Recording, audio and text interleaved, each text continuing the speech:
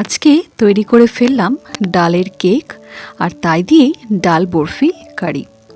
ডাল বরফি কারি বা ডালের বড়ার কারি আমরা অনেকেই খেয়ে থাকি, কিন্তু সাধারণত সেটা তৈরি হয় ছোলার ডাল বা বিউলির ডাল দিয়ে। কিন্তু আজকের রেসিপি একটু আলাদা। আমার নতুন বন্ধু পুরনো বন্ধু সকলকেই জানাই পূজার পর্বতে সুস্বাগতম। এখানে আমি নিয়েছি 2 ইঞ্চি আদা, 2 টিস্পুন গোটা জিরে, একটা কাঁচা লঙ্কা আর মুগ ডাল, মসুর ডাল আর তুর ডাল হাফ কাপ করে ভিজিয়ে রেখেছি আধা ঘন্টার জন্যে। এটা সাধারণত আমরা বিউলির ডাল দিয়েই তৈরি করি, তবে আজকে আমি মুগ, মসুর আর তুর ডাল দিয়ে একটা কেকের মতন তৈরি করে সেখান থেকে বরফি কেটে একটা কারি তৈরি করব। চলুন শুরু করা যাক।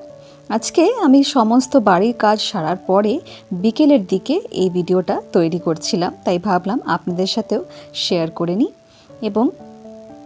এবং এই রেসিপিটা দুপুরে গরম ভাত দিয়েই হোক আর রাত্রিরে ডিনারে রুটি দিয়ে সবার সাথেই কিন্তু বেশ জমে যাবে। এখানে আমি ডাল, আদা, জিরে, কাঁচা লঙ্কা মিক্সি জারে দিয়ে তার সাথে হাফ কাপ মতন জল দিয়ে তার মধ্যে দিয়ে দিলাম 1 চিমটে হিং। হিংটা অবশ্য অপশনাল। এবং তার মধ্যে হাফ চা চামচ নুন দিয়ে এটাকে আমি ভালো করে পেস্ট করে নেব। তবে পেস্টটা খুব মিহিভাবে না হলেও কিন্তু চলবে। পেস্টটা আমার একটু ঘন লাগছিল, তাই অল্প একটু জল দিয়ে একটা থকথকে ব্যাপার নিয়ে আসলাম, যাতে এটা কেকের মতন তৈরি করতে সুবিধা হয়। এই কনসিস্টেন্সিটা আপনারা দেখলে বুঝতেই পারবেন।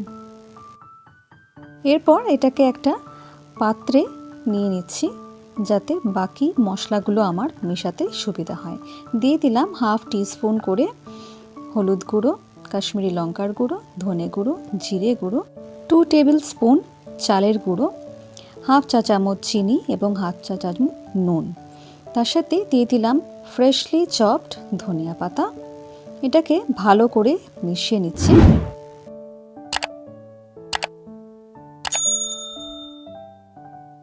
সব শেষে এখানে মিশিয়ে নিতে হবে 1 চিমটি বা 1 পিঞ্চ বেকিং সোডা। মনে রাখতে হবে যে বেকিং সোডা মেশানোর পরে ব্যাটারটাকে আর রেস্ট দেওয়া চলবে না।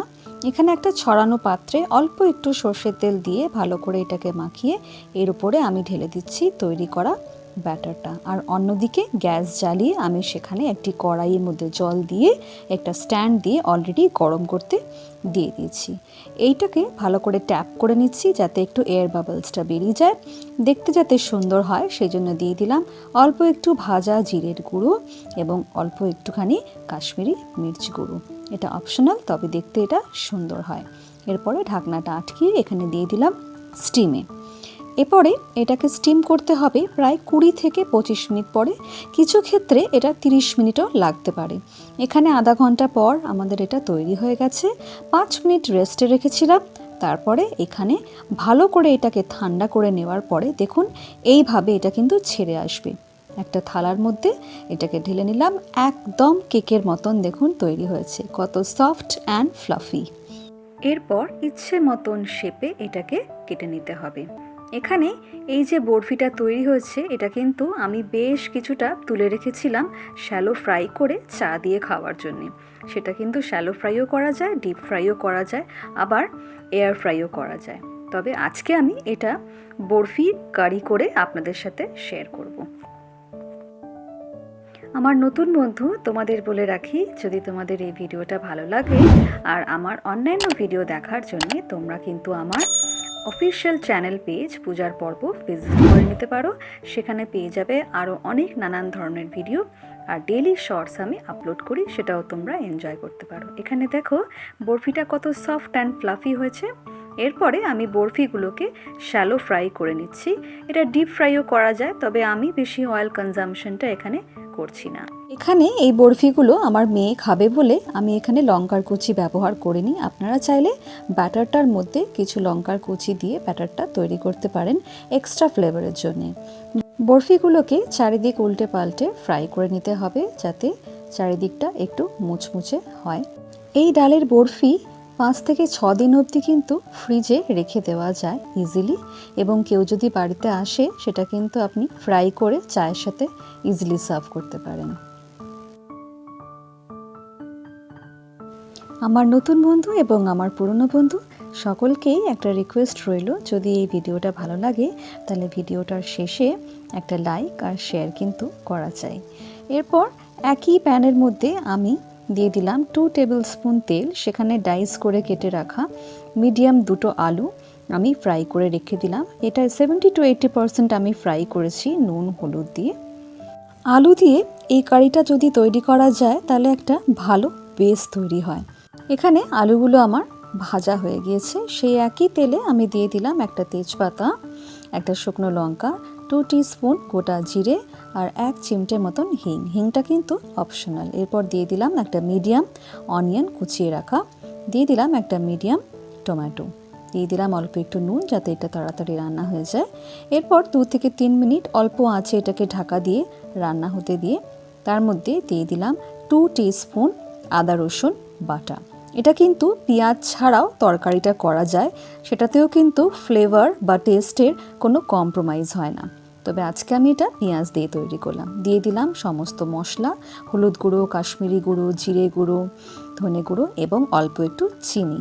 দিয়ে দিলাম অল্প একটু ধনিয়া পাতা কুচিয়ে রাখা এবং তাতে হাফ কাপ মতন গরম জল, যাতে কারিটা ভালো করে ঘন হয়ে যায়।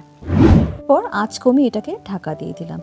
একটা বাটির মধ্যে 3 থেকে 4 টেবিল স্পুন টক দইয়ে অল্প একটু গরম মশলা আর অল্প একটু কাশ্মীরি লঙ্কার গুঁড়ো মিশিয়ে রেখে দিলাম। দুটোই কিন্তু আমি হাফ চা চামচ করে নিয়েছি। এখানে মশলাটা ভালোভাবে তৈরি হয়ে গিয়েছে, তেল ছাড়তে শুরু করেছে দেখুন।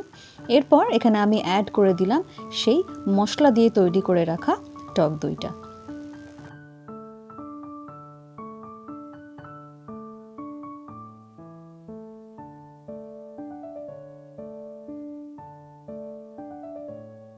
ওই দইয়ের বাটিটা ধুয়েই অল্প একটু জল দিয়ে দিলাম। এখানে অ্যাড করে দিচ্ছি ভেজে রাখা আলু। আলুটা এখানে আমি এরপরে ভালো করে রান্না হতে দেব, যাতে তরকারির সাথে ভালো করে আলুটা সিদ্ধ হয়ে যায়। এখানে 3 থেকে 4 মিনিট আরও আমি ঢাকা দিয়ে রান্না করতে দিয়েছিলাম লো টু মিডিয়াম ফ্লেমে। এরপর এখানে দিয়ে দিচ্ছি স্বাদ মতন নুন। এখানে আলুটা ভালোভাবে সিদ্ধ হয়ে গিয়েছে দেখুন। এরপর পালা ভালো করে এটাতে জল দেবার। এটাতে জল আমাদের নিজেদের মাপ মতন দিতে হবে, তবে মনে রাখতে হবে ডাল কিন্তু প্রচুর ঝোল টানে, তাই সেই মতন জলটা আপনারা মেপে দেবেন। অ্যাড করে দিচ্ছি সমস্ত ভেজে রাখা বরফি, তবে বরফির কিছুটা কিন্তু আপনারা পরে খাওয়ার জন্য তুলে রাখতে পারেন। এখানে বলে রাখি, এই বরফি কিন্তু তরকারিতে দিলে মোটেই ভেঙে যাবে না, এটা আমার গ্যারেন্টি। তবে যদি পরের দিন খান তাহলে কিন্তু সেই বরফিটা পরে তরকারি গরম করার সময় অ্যাড করে নেওয়াই ভালো।